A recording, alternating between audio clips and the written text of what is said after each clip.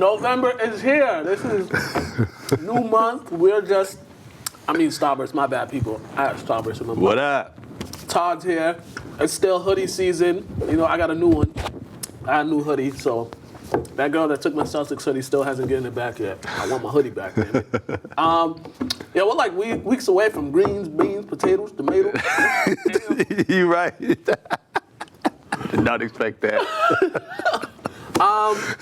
We got a lot to talk about. I'm here. Pedro's in the back with Johnny, our intern. They're back there laughing at us.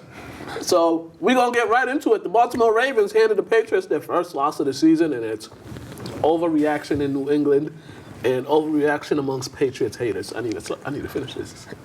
Yeah, man, I was looking forward to this because we just needed to be brought back down to reality. Just keep us well grounded. We needed some things to work on because we've been smacking everybody. So, you know, I tell kids all the time, you only learn when you get the answer wrong.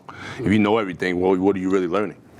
So. And people are like, oh, they finally played a playoff team. And I'm like, no. The Ravens are coming off a bye. They were ready for this game. And the Patriots had opportunities to win this game, and they blew it. And they had a lot of mental lapses this game. You had 7 penalties of 48 yards to the Ravens, 4 to 34, and then had 4 first downs because of the penalties. So you gave the Ravens 4 extra series. You said they couldn't get off the field on 3rd down. There was many times they feel like they was going to get off the field, but the Ravens would convert on 3rd down. And also, when they got in the red zone, they were kicking field goals. The Ravens got in the red zone 4 times and scored 4 each time. The Patriots were 2 for 4. They're not going to win. And it's bad. Like, the Ravens had a crazy start. You know, in the first quarter, they ran 20 plays to the Patriots 3. Oh. Yeah. So it was basically the perfect storm. This happens. It happens. Now, I'm just not, people are going to think the Patriots are overrated, the defense is overrated, but every great defense has a game like this. Let me give you the 85 Bears. They allowed 38 points on a Monday night against Dan Marino in the Miami Dolphins. They went on to win the Super Bowl. The 2013 Seattle Seahawks, they allowed 34 points to Andrew Luck in the Colts. They went on to win the Super Bowl. The 2000 Ravens allowed 36 points to Mark Brunell in the Jacksonville Jaguars. They went on to win the Super Bowl. The 2003 Patriots allowed 30 points 3 times. Super Bowl. The 2002 Buccaneers, the most points they gave up was 24 points. It happens. So basically, it's just hard to stay engaged for the whole season, whole regular season. Especially when you're dominating. Yeah, I can see that. So there's some other stats I want to get into. The Ravens, this game turned when the Patriots got the momentum back. It was 13-17. Everything settled down. They finally got in the game. They had a drive going into Ravens territory in the 3rd quarter. And you thought, okay, they're about to take this lead. And then Edelman fumbles it. They recover it. It goes the other way. And that does it for you. That's pretty much the momentum shift in the game. And, too, the Ravens were very balanced this game compared to the Pats. For some reason, I get it. Brady's the GOAT. But you're going to have to relieve some of the pressure off Brady. And you're going to have to rely on these running backs we have. Because the man's old. He's getting old. Let's be honest. And he has to... You don't want to cause more wear and tear on his body just by throwing consistently more than you have to. And it's like they had 210 rushing yards to the past 74.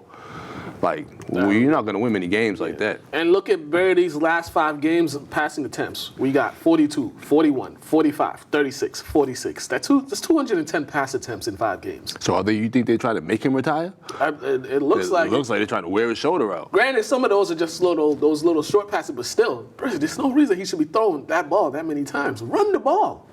Yeah. And protect him, too. He's been sacked 12 times in these past 5 games. I don't have the numbers on quarterback knockdowns or hurries or how many times he's been hit, but yeah, the offensive line need to get it together too because come on, man, they got to protect them. But definitely, good thing for the Patriots, they got a bye week. So their next 4 games before we go to the next topic, their next 4 games. This is the hard part, the hardest part of their schedule right now. They're at Philadelphia, home against Dallas, at Houston, home against the Chiefs. I got them going 3-1. Yeah, that's a tough 4-game stretch, but hey, I'm going 3-1. Knowing anything about the Patriots, November, December, they play their best football. So everybody relax. For real, right? Really relax. I mean, the Buffalo Bills are 6-2, and nobody's talking about the teams they've beaten because they haven't beaten any good teams yet. I'm just glad we lost just shows you the standard. But we don't do well with undefeated teams. Yeah, you're right. Right. The Dallas Cowboys, there was a black cat roaming around Giant Stadium on Monday, and I guess it gave the Giants bad luck because after that cat ran on the field, everything just went sideways for them. The Giants, this is another team. They had ample opportunities to have a big lead in this game, and they were settling for field goals in the red zone. And you can't do that, especially when you're a team that's not that good. You got to score.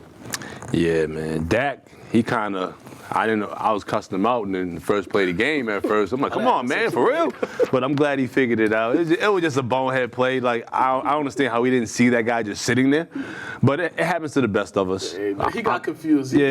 But the Cowboys, the big three came to play, and that's what happens. And it also helps that you're playing the Giants. Definitely, too. But one thing that was funny when they was talking about, Daniel Jones doesn't seem like he's really getting rattled. He's doing well. Yeah, because he's used to losing. That's why he wasn't rattled. It ain't nothing new to him.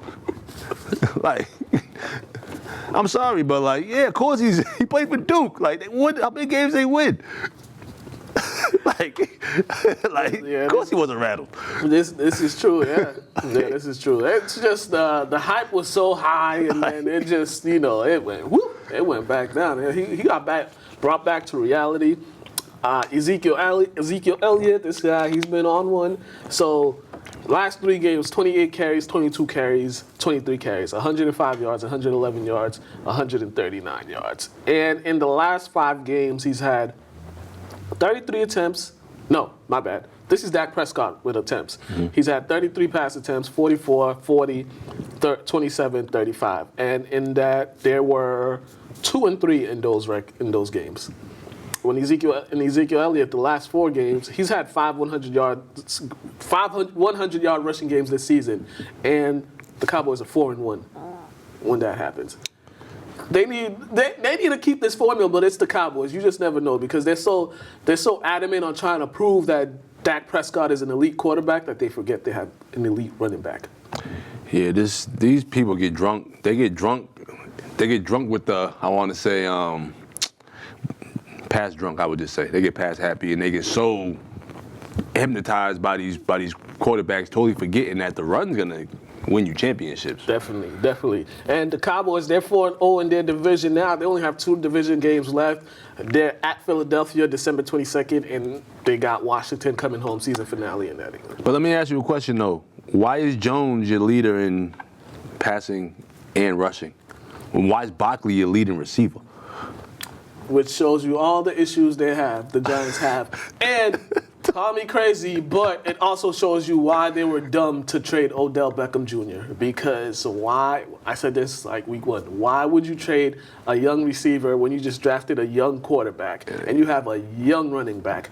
Triplets right there, and you actually have talent in certain places. Granted, they're not working well together, but you kind of have something to build on for the future. And if you kept Odell, then come on now. And speaking of, we're gonna skip a little bit. Speaking of Odell, I'm a little off on the rundown, but speaking of Odell Beckham Jr., we're gonna talk about the Browns because I've buried them since before the season started. Are you finally on that? How many games they got left? What are they? 2-6. I think they got 6 games left or 8. I don't know. I already told you about the panic button. There's no panic button in my world.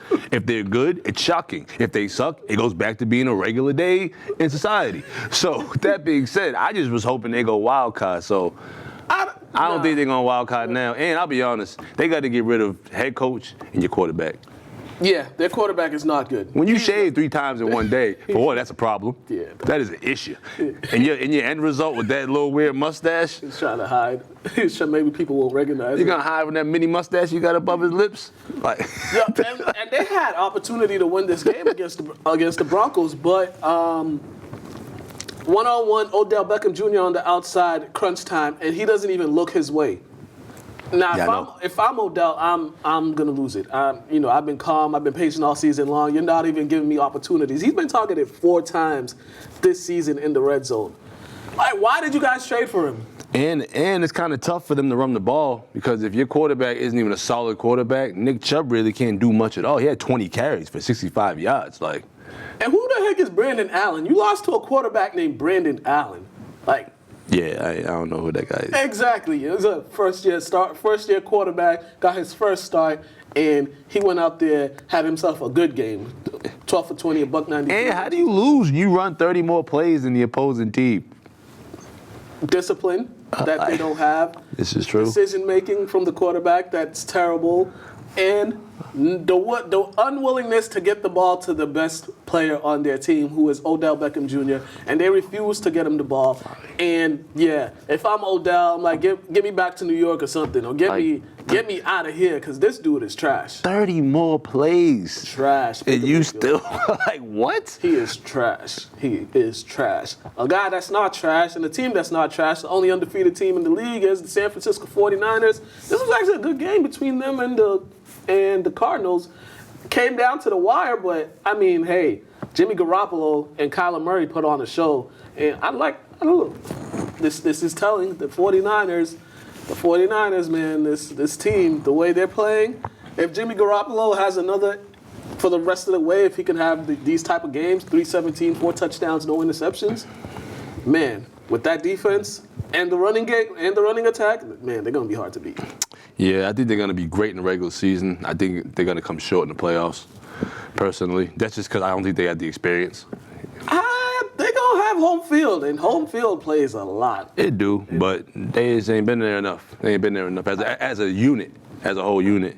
But, oh my God. Well, they got 2 guys that got experience, so on each side of the ball, got Super Bowl experience, so that helps. I guess one guy, he could tell them about what it feels like to get there. Emmanuel Sanders and Richard Sherman. I guess. It helps, but it's not enough to me. You know what I mean? But this game, it was good. But 49ers had the ball 9 more minutes. Yeah, and they milked the clock at the end of the game. So it was I want to say like 5 minutes or under 5 minutes they had the ball, and they just, they got more first down. The Bucs couldn't stop them, and Kyler Murray was on the sideline after that. They couldn't get the Cardinals defense couldn't get off the field, and 49ers just did a great job of, milking the game away at the end. Yeah, I didn't see the 49ers losing to the Cardinals whatsoever, though. But they got a good matchup coming up Monday night against the Seattle Seahawks. This one, I didn't see this one coming. The Chargers handed the Packers a beatdown. Yeah, I don't think I saw it coming either. Beat down. They beat them down. Yeah. Yeah, I don't know, man. I looked at the score. When I saw the score, I thought I was dreaming. But then I looked, I was like, oh. And it just looked like this was a desperate team that needed a win, because they're still kind of in the mix for a wild card spot, but they needed this one badly. They definitely did. And Aaron Rodgers, he's been people been saying he's been like front runner for the MVP, and he did not show up at all. Yeah, I mean the play calls, they didn't really help him, because Jones gets 8 carries for 30 yards. Makes no sense. Yeah, you got to balance it. Granted, Rodgers only threw the ball for 35 times, but why is Jones only run the ball 8 times? You ran the ball as a team 11 times, and you look at the Chargers as a team, they ran it 38 times and over 150 yards. Phillip Rivers didn't throw a touchdown. He didn't throw an interception either, but it seemed like the Chargers made a more concerted effort to run the ball, and the Packers didn't, they've been mixing it up the whole season, which is why they've been so successful. If you've been alive and watched football, you understand the formula of success. Keep them on their toes, pass and run. Yeah. You just got to pick and choose which one. But all this pass-happy stuff, totally disregarding the running backs and fullbacks. Like, what are you guys expecting to win? Yeah. You're going to wear your quarterback out before the playoffs even get here. Yeah, that was pretty bad. But, hey, you got to give the Chargers credit. They needed this one, because if they went to 3-6, then they could pretty much kiss their playoff hopes goodbye. But right now 4-5, they're on the outside looking in for the wild card, and maybe they could make a run here, a run at it for that wild card spot. They got the Raiders coming up. That's tomorrow, Thursday Night Football. Then they got the Chiefs coming to Los Angeles. Then they're at Denver and at Jacksonville, and then Minnesota in Minnesota. And though Minnesota is pretty tough too. Yeah, I mean, if Mr. Gordon comes to play like he did yesterday, Then we'll see. Not yesterday, over the weekend I meant. Yeah, I mean, same difference. Day off messed me up.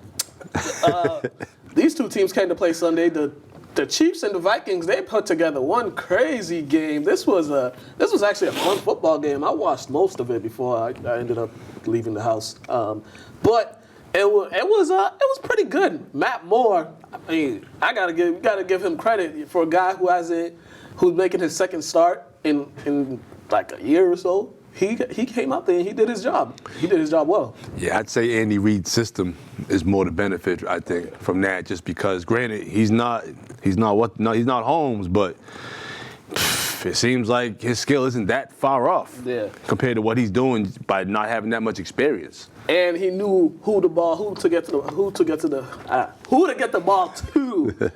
All right, because you look at it, the three best receivers, Sammy Watkins, Travis Kelce, and Tyreek Hill, they combined for what, 20 receptions or over 200 yards, I believe, over 265 yards and one touchdown. Those three guys. So hey. Yeah, and you can't help the running game. 12 carries from Damian Williams for 125 yards. So they did enough. The Vikings had chances to win this game, but you lose it on the last-minute field goal. And certain things just didn't go their way, but it was an evenly matched game, and Kirk Cousins once again, man. My guy. Right? This dude went from being second to third cousins to everybody's first cousins again. Yeah, he is. No interceptions, 220 yards. Dalvin Cook, he had 71 yards rushing, 45 receiving. Adam Thielen got hurt again, his hamstring. So got to watch out on that. But they got a tough one coming up. They got Dallas this week, so that should be a good it's definitely going to be a good game. But every time I look at the box score and I see Cook with over 20 carries, I feel like I know Cousins did well. Yeah. Yeah, because they figured it out. Make sure he gets that many carries, or he touches the ball as many times as he can. It's not that hard. That's their key to win. Because if they put together a good run to the end of the season and they could get a home game for the playoffs, then they'll be in good position to actually make a Super Bowl run into the NFC Championship game. Because right now, I mean, besides the 49ers, there's only, we're looking at the Saints, we're looking at the Seahawks, and Vikings and Packers, probably the next other teams that that you could think of being a serious Super Bowl contender. I'm still not sold on the Cowboys. But you didn't say the Chiefs?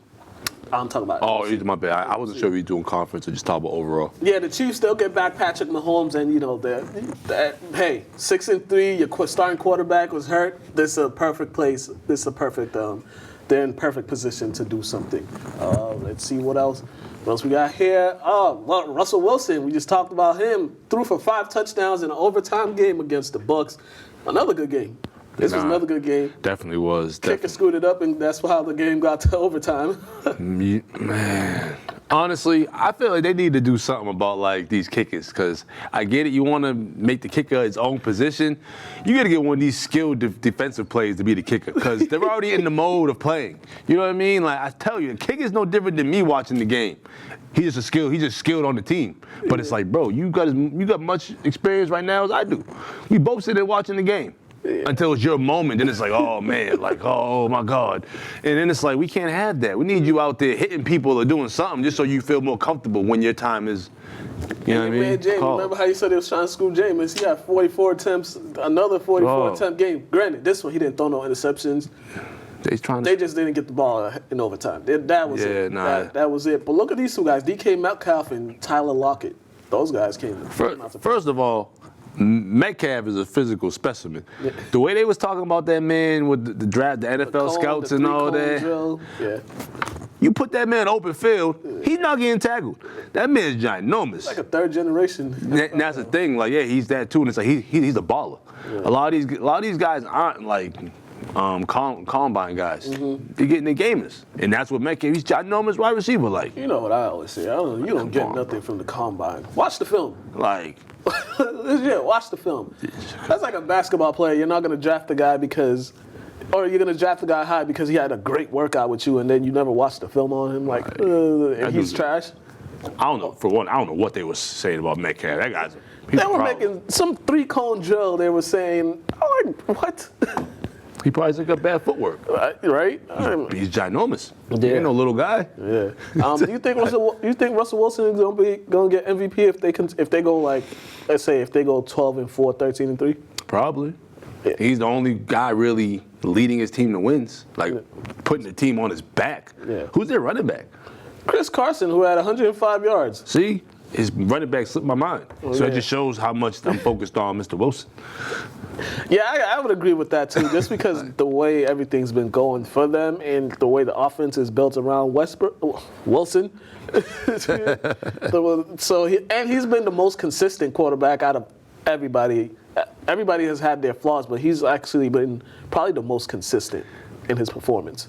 Yeah, I would definitely say that. I mean, he's the only one I've been hearing about winning games for his team. Yeah. And this game, the Bucs shot themselves in the foot with them 11 penalties. Yeah, the Bucs, they just don't know how to win. That's basically what it comes down to. They're just a team that don't know how to win. Granted, they're playing a lot better football than they were last year, but it's Bruce Arians is doing a good job coaching them and having them play hard, but they just the little things that they need to work on to become. Yeah, they got to change the whole culture of that team. Yeah, and it's right now they're going in the right direction with the coach. I mean, now they got to figure out about Winston if they're going to keep him or not. Well, I said culture.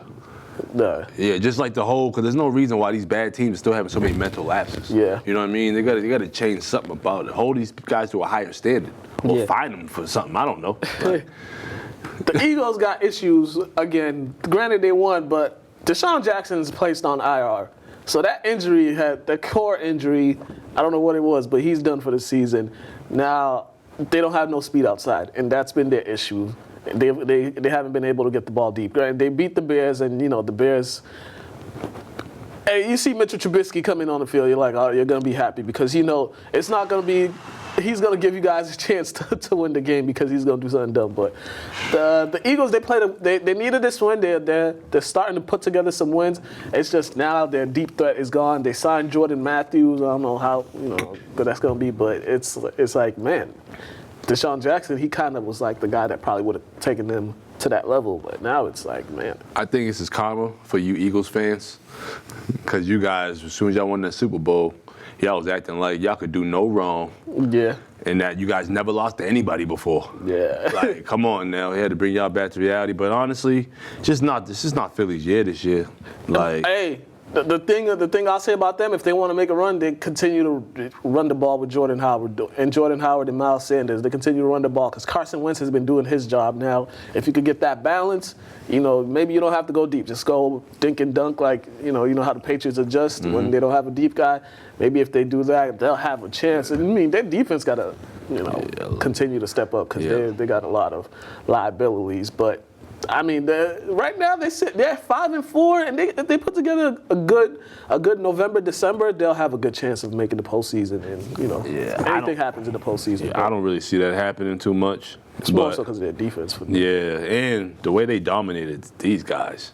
They had the ball for 21 more minutes. Yeah. I thought I was bugging when I read that. Yeah. But and Trubisky, I don't know what he's doing. He's trash. Yeah, it's looking like it. He is trash, but hey, Carson Wentz put together another good game. I saw this one dude. People really don't like him. I don't know why folks don't like Carson Wentz. I think he's a bad quarterback. I have no idea, but the criticism he gets is kind of ridiculous. I don't know. I couldn't tell you. Yeah, I don't understand it because people are so enamored with that whole Nick Foles things, but I'm like, I mean, the guy who got the ring did get shipped somewhere else. Yeah, but I'm just saying, no. Folks are so enamored with the Nick Foles thing that they forgot how horrible Nick Foles played last season and the end of the season. Like, he had no touchdowns, like 4 interceptions. It's like, bruh. Remember this world we live in. More people who have no clue about the game are allowed to have more opinions about it. Yeah. So there's a lot of peanut gallery members in society today. Yeah, I don't get the Carson Wentz criticism. So these next two, we could put these two games together. So Panthers, Titans. This is more so the Panthers and Colts. So the Colts, Jacoby Brissett got hurt, and the Panthers, they put Cam on IR. So the Colts, I don't know how long Brissett's going to be hurt because he had a knee sprain. So if he's gone for a significant amount of time, Brian Hoyer's their backup. and that's going to ruin their chances of making a postseason. Yeah, Because their defense is playing well. Shout out to the Steelers too; they've actually been playing extremely well. But in this game, Brissett, he got hurt. It was like a double whammy. He got stepped on, and then hit the big old lineman just ran into him. For one, I thought his ankle broke the way he got stepped on, because the way it bent, and then the other with the knee. But he got up. He was standing there. So what actually happened? Because I didn't hear the injury. I think he sprained his knee. That's it? I think he sprained, but they just kept him on the sideline for precautionary reasons. I don't know if he's going to play this Sunday. You don't want an IG3 happen and you drop back and you just crumble. Especially when your quarterback, your franchise quarterback just retired, and then, And the young boy's playing well. Yeah. So, you definitely got to be safe with those. Adam Vinatieri needs to retire. Yeah. This dude has been missing field goals a whole lot this season. He's been missing key field goals. He missed a field goal that would have tied the game. Yeah, I think it's time. It's time. He's been playing. He got drafted when I was in the 3rd grade. Yeah. Boy, I think I was in like 5th or 6th. Yeah, he needs to retire. But the Steelers, they got to give them credit because of how everything has unfolded. They're actually not that far out of their division. They still have a chance to win their division. Yeah, I don't really know what to speak on with this game. I just know the Steelers D been balling too, though. Yeah. 2 touchdowns. Minka Fitzpatrick, he got 4 interceptions and a forced fumble and a touchdown for a return for a touchdown. Interception return for a touchdown since he got to Pittsburgh. I think they've kind of finally got everything together. It's kind of figured out some things, and they started playing well together. And, it shows. And they have a chance in the division. They have a chance because, the Ravens are great. They're the best team in that division, but, you never know. November, December football in that division, anybody could be beat because the weather plays a role. It's cold. It's going to be raining. It's going to be snowing. And all the games are outdoors. So, and some of these backups for these teams aren't that bad, to be honest. Like, they're decent quarterbacks. Yep. Because I was going to say, speaking of the Panthers quarterback, Kyle Allen, who can't beat good teams. You played one. He played one. And my man, you a hater. I'm not a hater. He got like what? I'm not. What's he like, 6-1? 5-1 as a starter. 5-1. Ooh, that's pretty good. I'm just not sold on Kyle Allen. I'm not this guy that thinks I'm going to put my future, the key to my franchise in Kyle Allen's hands. But they got decisions to make this coming off season because Cam is due like $20 million to the cap next season. Everybody's been saying the Bears should trade for him. The Chargers should trade for him. But I don't know. I wouldn't do it. I'd keep him on one more year because I would not trust Kyle Allen. And he actually needed this. Cam needed this because the ankle injury happened in the preseason game. The foot injury happened in the preseason game. Cam needed this so he can go get a breath of fresh air somewhere else. He just needs a new stop where they will honestly appreciate him and his body. That's the reason why he has to move on, because they done beat him up for so many years. You want to? It's like being married to an abusive wife. You don't keep letting her whoop you, you'll get divorced. If Panthers want to have any type of success, I wouldn't do it. I just wouldn't do it. I don't trust this guy. God, I don't know. I can't do it. I wouldn't do it. Nope, not me. I wouldn't put my future's hands in his hands, but that's just me. Major League Baseball. The Washington Nationals won their first World Series in franchise history. These guys were down 2-0 in Game 7, and then they ripped around like seven straight runs, and they got their first World Series victory. And I don't know. I just talk about the pitches. This dude, he just put the pitches down. But I wasn't going to talk much about this. I was just going to say congratulations to the Washington Nationals on winning the World Series. So they got the Mystics, the Capitals, and then you got the Wizards and the other team that are just bringing shame to the family in D.C. So kudos to Washington. There was a fight in the NBA last week, or as Charles Barkley could call it, a snugglefest. Yeah, that's what it looked like. Between Karl Anthony Towns and Joel Embiid. This was the funniest thing. Joel Embiid's a troll. He's been trolling Karl Anthony Towns for years now. And I think Karl Anthony Towns finally got fed up of being picked on, of being bullied, of being called soft. Everybody thinking he's soft. And He showed us how soft he was. He didn't help his cause of tapping out. Ben Simmons got him in the locker and he tapped. He tapped. Come on, man. Well, for one, I think he was just mad trying to tell the dude get off me. But honestly, neither one of them get any points for that. Because Embiid doing all this afterwards, you didn't really do much of anything either. Y'all both look like clowns. Yeah, this wasn't like Rondo and Chris Paul when punches were actually connected. It's like, Yeah. what's the big dinosaur from Nickelodeon, Eureka's Castle? I don't know, but It's like him and Bonnie wrestling each other, bro. Like, what's wrong with y'all, man? and they only got 2 game suspension. Because nobody, it wasn't no fight. That's why I got 2 games. Like, when you get 2 games for borderline fighting, that means the fans and nobody in the league, in the front offices, actually believed you at all. Yeah. Like, he went like this and hugged him. Like, come on, bro. You gonna throw a punch. Yeah, they should have fought in the back or something, but then they went on Twitter and blah, blah, blah. But Karl Anthony Towns is trying to make everybody know that he ain't soft, but, you know.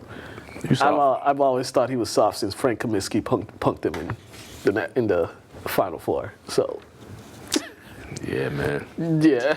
And the world forgot about that. Yeah, you can't let I ain't gonna forget about Frank Kaminsky punking you. Like, that's not something you forget. Yeah, we're gonna go to Athletes Corner. I was at M.I.T. People didn't know M.I.T. had a men's basketball team, but they do. They do. They made the tournament last year, actually. They won their conference regular season. Yeah. Well, we played in the conference. Not in the conference, preseason tournament. Yeah, But so I talked to Coach Larry Anderson. This is his 25th year as head coach. And they actually opened the season up against his former school next week. I'll be there. They had a scrimmage with Harvard on In the Monday. card. Yeah, so I went to school, fool. So Athletes Corner.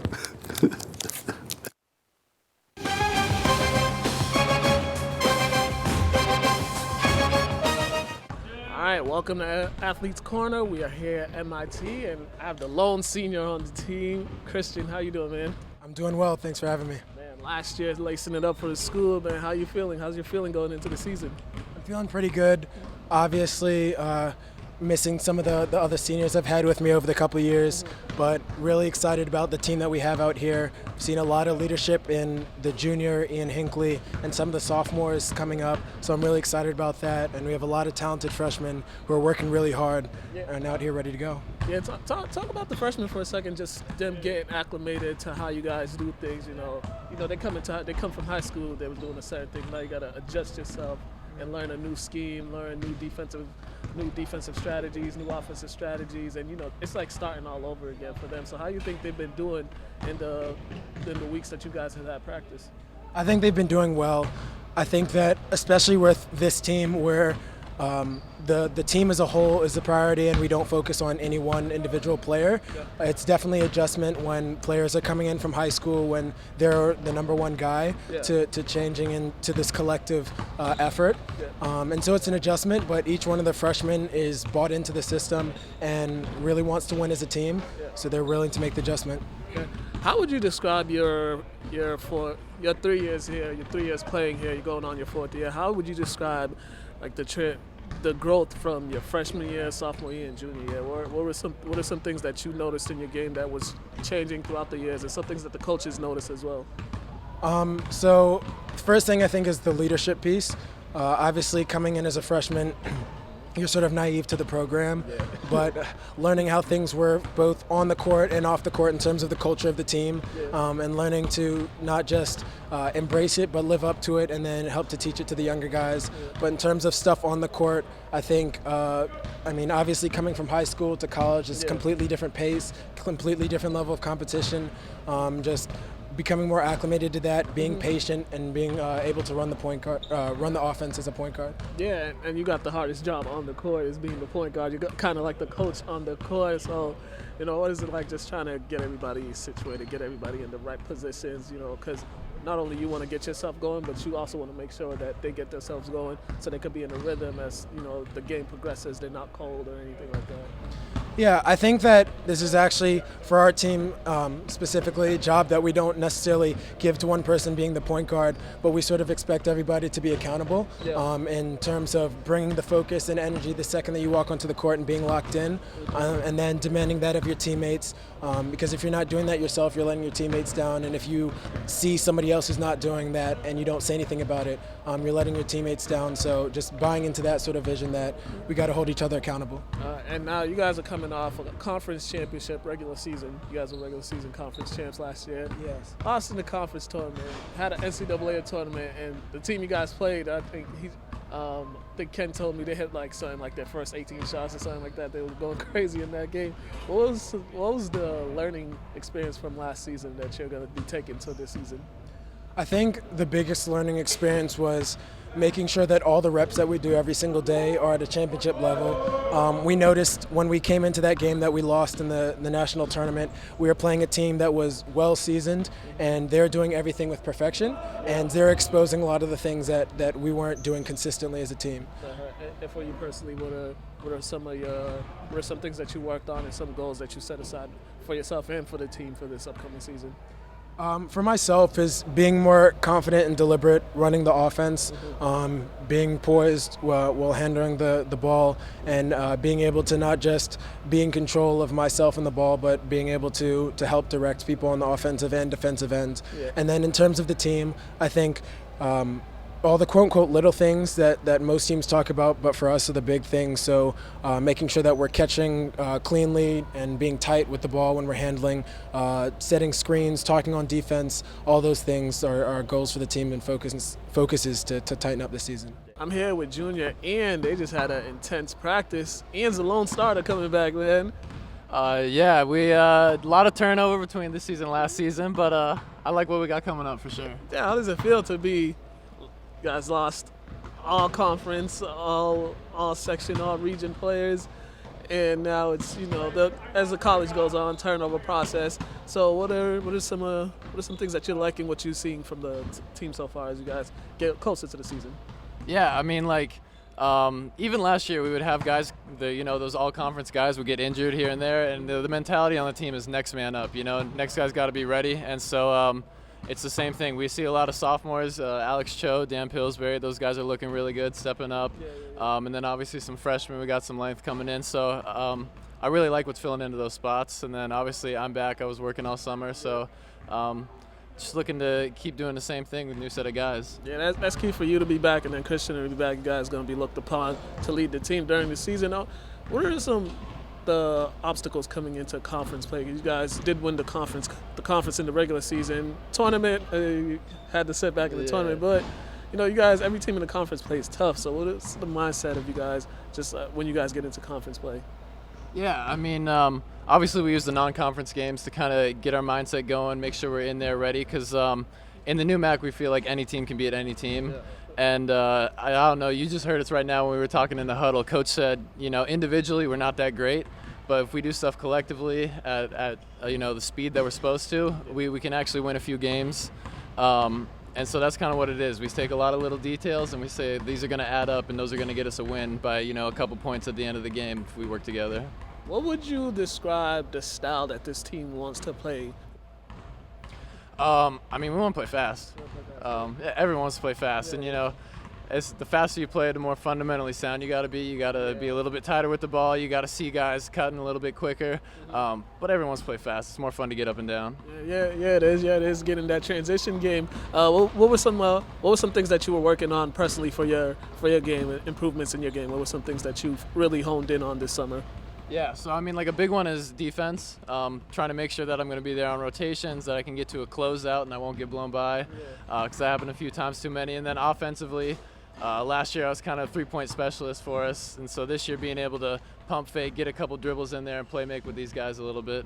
Was it you being a three-point specialist last year? Was it due just because that's the role that you had to play because of the other guys that you have? Because sometimes there's more that a player can do, but just with the surrounding pieces of the team, they just wanted you to be this specialist and do certain things at certain times. Yeah, I think we all fit together kind of like a jigsaw puzzle, and everyone on the team can dribble and put the ball on the floor a little bit, but the guys that we had last year were just so talented at getting inside and creating, and I could shoot a little bit better than they could, so I found my role and I did the best I could. So, Coach, year number 25. We're number 25. year number 25 here, man. But you have to tell everybody that. They could have just Googled it. But how does it feel, man, all these years at this program? I feel fortunate and blessed to have had an opportunity to work at such a place, and the impact that our current student athletes and those who've come before them and those who come before them and those who come before them, that what they've had on me, the assistant coaches, our senior administration here, the equipment people, and that's part of the reason, I like being here, love being here, as a matter of fact, is because it's a family. Yeah. And I've been treated that way since day one, and my wife always says, don't mess with happiness, and I'm not messing with it. Yeah, you had players come and go, turnovers. You got turnover this year. You lost three all-conference guys, 3 leaders of your program, and now you have the leadership in new hands this season. You kind of seen it during practice. Well, you guys been at it for a little bit now. How are you liking their improvements day to day, week by week, by each practice? One thing I see, first of all, is when there's any turnover, there's always going to be some challenges in terms of how returning players and new players come in to mesh with each other. But that's the beauty of the thing too, is to try to get them to work together as one. And we always say, if we can keep the herd moving roughly toward the west, we're going to be okay.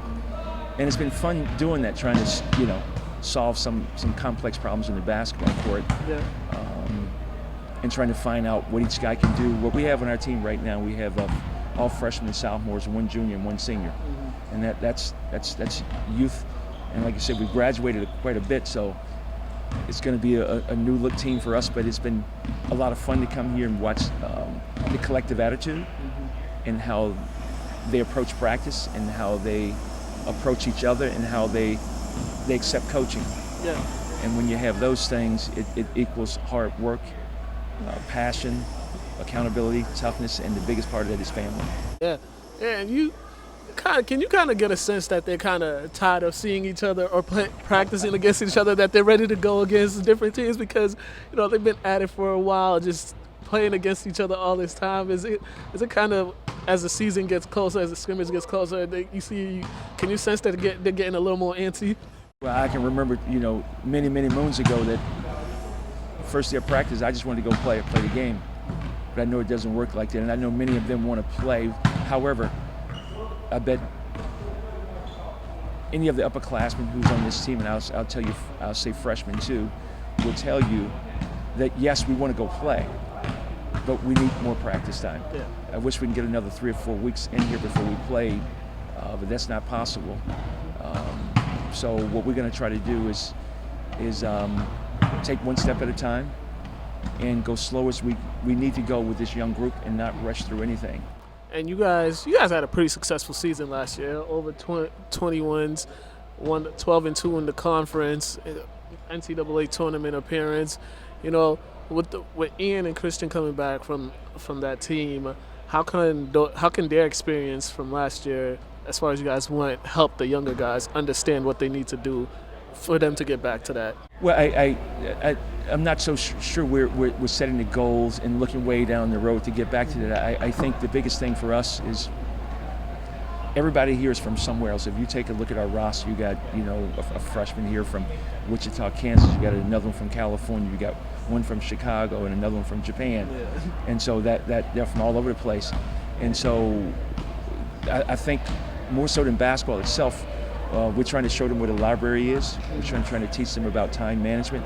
They're away from their families for the first time, and they're learning that they have a real family away from family. I think all those things are equally as important as basketball. And what we're doing with them, we're trying to coach the person first, and we're trying to learn them, and they're trying to learn us. It's almost like having a newborn baby in your family. So you're trying to figure out when they want to be fed, when they should be sleeping. Yeah. And so it's just at the college level right now, and it's been a lot of fun, but we're going to go one step at a time. We're process driven, and we're going to stick with that process and see what happens. What keeps you going? What's your motivation that just every day that you're ready to tackle on, ready to teach, ready to help them? I think if you watch that practice today, when you come in here, you can feel the enthusiasm among the guys, and it certainly is some people say they're a basketball family, and they throw that around lightly. But I think our guys are a true family, and I can't wait to get up every morning to come to work, because I'm supposed to be the one inspiring them, but when I walk through the door, they're inspiring me.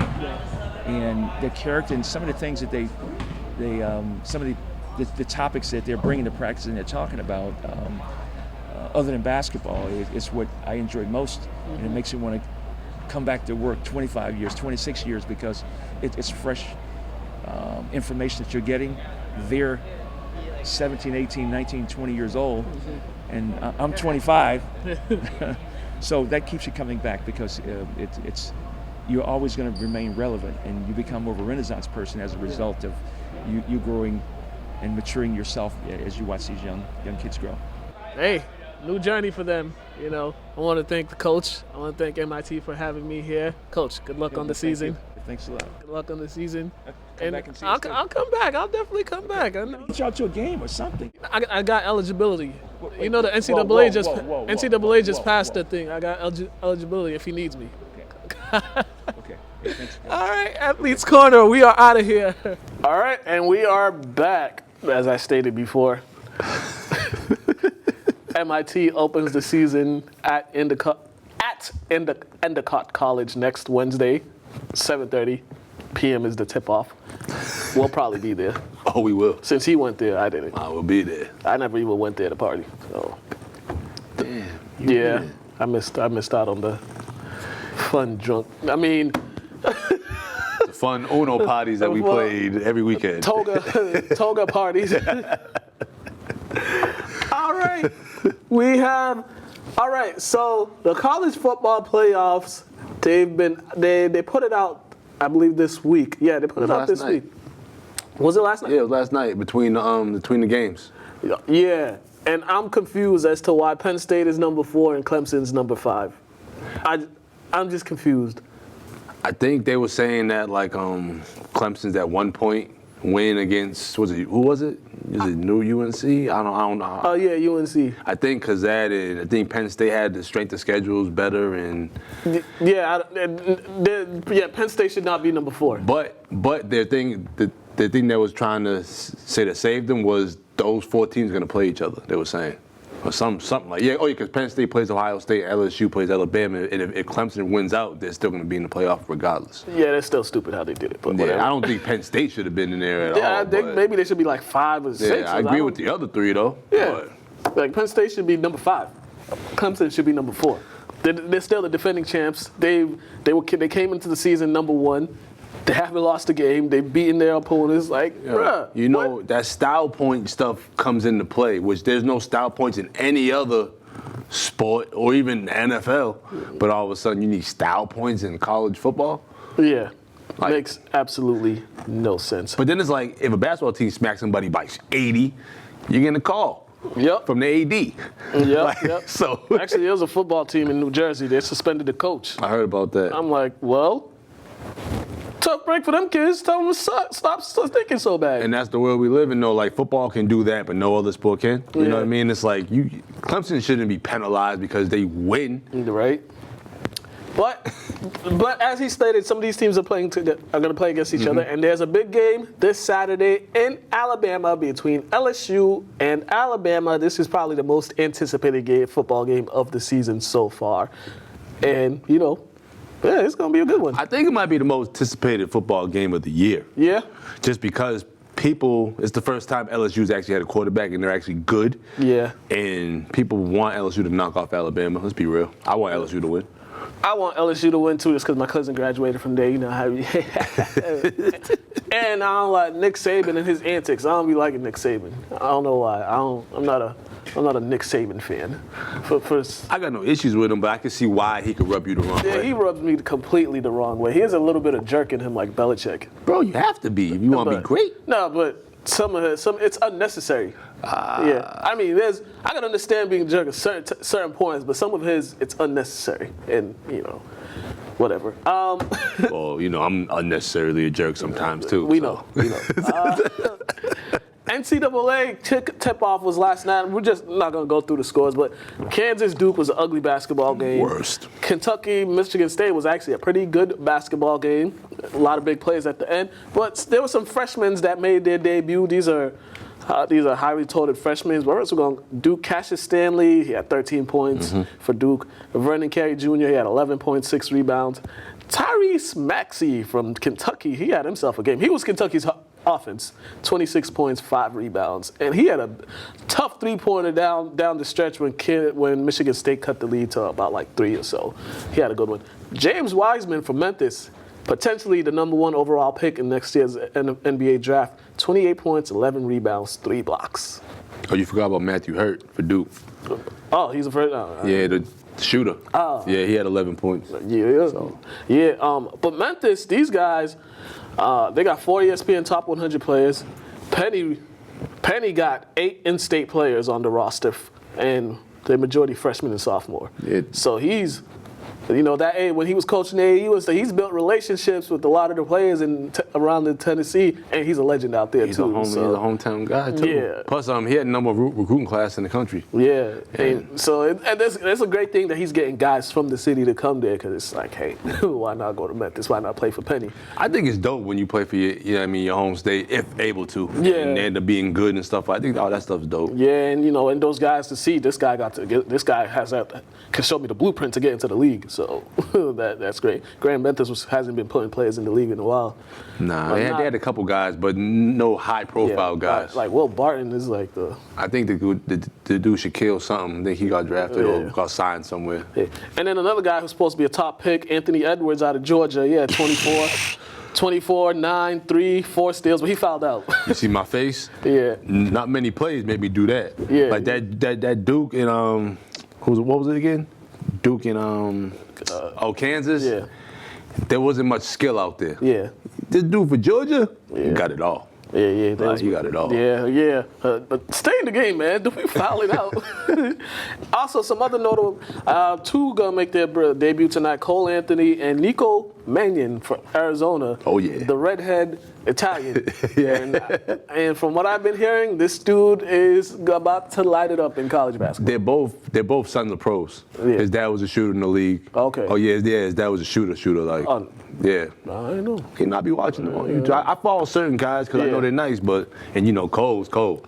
Yeah. So he's about to get busy. Yeah, Sherrod was telling me he'd be seeing him around campus. I mean, Nico. So, yeah, we'll see. That's gonna be this college basketball season. There's a lot of teams. It's not like this team's gonna win it. There's just a lot of teams and a lot of players that got the chance to be great coming in as freshmen, and then you got the upperclassmen. And I want to ask you this: you think with this new NCAA thing, with them about being paid for their likeness, whenever that starts happening, do you think it's gonna make them want to stay a little longer? I don't think they'll be as pressured to leave because they'll have some money coming in. Like some of these guys that look at, it's not just them being broke, it's their families being broke. Now, if you got some money and you're able to send some money home to some relatives and keep them afloat, I think they'll be more willing to be more understanding of the situation compared to you. Like AI had to go. He had holes in his floor at home, oil thing coming up. Like it was so much that was going on. He could have actually helped if he got a couple thousand or something was able to. So I think it's gonna be a little bit of both. But I think if you're getting paid, it makes you kind of feel like you're already a pro. Yeah. To a certain extent, because you're not getting millions. But I think 50-50 though. Because I think we might see like some of these players stay, and then we might see like, how college basketball used to be when you got these guys, they stay there for 2-3 years, and it's like the teams are very dominant, so it's like everybody's competitive. So there's a possibility we might see some teams here and there have guys stay 2, maybe 3 years the most. Because I personally think they'll probably stay 2 years the max. Yeah, it's just because that NCAA cloud's always going to be over them because they don't look at you like an individual, look at you like Yeah. like a mule or something. Like, Yeah, definitely. gonna run you ragged and then see you later. If you do one mistake, they're gonna kick you out, but they can run you ragged for 4 years. Yeah. So kids are smarter now. I'm only gonna stay there for 1 or 2 years and get out of there. Yeah, so I'm excited for this college basketball season. Because sometimes I be wishing some of these guys stayed just because you see the guys that they got coming in. It's like you put them with them. What kind of team you gonna have? You might lose 2 games, not even. And the NBA is so big, and it's so transcending. You know what I mean? And you just the money too. Yeah, the money. It's like I need, And they treat their players the way they should be treated. Yeah. And when you've been broke for so long, the opportunity to get money is just like, I can't pass that up. I need the money. But hey, we'll see. But hey, do what you want. I don't care. Get your money, stay if you want. But hey, school's always gonna be there. Yeah. All right, top 10 plays from week 9. We're gonna go to that. We're gonna give a little recap of some high school football, and then we're gonna be out of here. So top 10.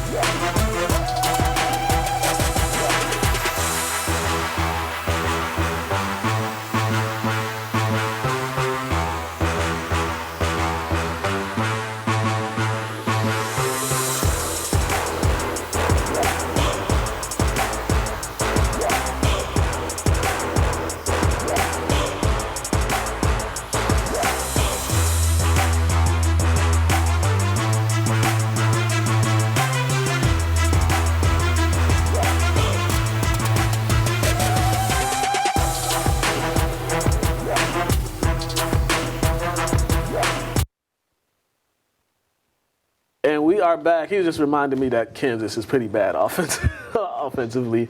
Yeah, I mean, hey. Some high school football recap. So Tech will be playing Keith Tech this week. I believe Friday, and second round of the MIA playoffs. Tech shut out Matignon or Matignon, however you pronounce it. Matignon. Yeah, Matignon. Played him. Okay, yeah, I don't know how to pronounce it. Yeah, so Tech did that, and Lynn English lost to Tewksbury 31-28. Classical lost 22-28 to Winchester. St. Mary's lost. I'm not even gonna say the score of that one. And Kip Academy won, so they're playing. So we got just 2 teams left. Congrats, Kippers. Congrats, Kippers. So let's go to our pick'em games. We're gonna start off with Thursday night football. We got the Chargers and the Raiders. This is in Oakland. I'm going with the Raiders. I am going with the Raiders as well. We got the Bears and the Lions in Chicago. I'm gonna go with the Lions. I will go I'm gonna go with the Bears. Whatever. I shouldn't, but I am. Ravens, Bengals. Ravens, yeah. Bills, Browns is like too easy. I'm going with the Browns, man. I'm with you. I'm going with the Browns on this one. Hope they get one. Yeah, if they don't, I'm never picking them again. I don't think I picked them at all. Yeah, this entire season. Chiefs, Titans. The Titans are a weird team because they play well against good teams and they just trash against I'm bad going teams. with Chiefs. Yeah, I'm going with the Chiefs too. This is in Tennessee. That system's different. The Dirty Birds against the Saints. Oh, the Saints. Yeah, the Ready, Saints. Teddy. The Saints. I don't even know why. I shouldn't ask you about this one with Giants and Jets. I'd rather put my head in the toilet. And blow bubbles? Pretty much. I'm gonna go to Jets, man. I'm gonna go. Let me go with the Jets. Yeah, I'll go with the Jets just because. No, yeah, I'll go with the Jets. Cardinals, Buccaneers. Bucks. You going with the Bucks? I'm going with Arizona. Colts, Dolphins. Colts. Colts. Panthers, Green Bay in Lambeau Field. 40. It's going to be 35 degrees. I'm going to go with Green Bay, man. Panthers might upset. Panthers going to upset them. That's not the best decision, but whatever. Rams, Steelers. Rams. Yeah, Rams. Vikings, Cowboys. Vikings. Seahawks, 49ers. 49ers. Seahawks going to hand them their first loss. And with that, we got through everything once again, despite the little minor thing that we got to adjust. But we got through it. It's November. There's a lot going on. I don't have no announcements. No birthday shout outs or nothing. Shoot, I don't got no. Oh, my cousin. Shout out my cousin Isaiah's birthday was yesterday. Yeah. He turned 25. These folks is going old. Yeah, man. Oh, shout out to my folks down in Dallas. Blake and his wife, their son just turned 1 today. Blake and Glory, their son turned 1 today. So happy first birthday to little man out there. So yeah, that's that. Yeah, we out of here. Y'all be easy. Oh yeah, we need sponsors. If y'all want to sponsor us, holla at us. We need sponsors. We'll put your name on, logo and all that.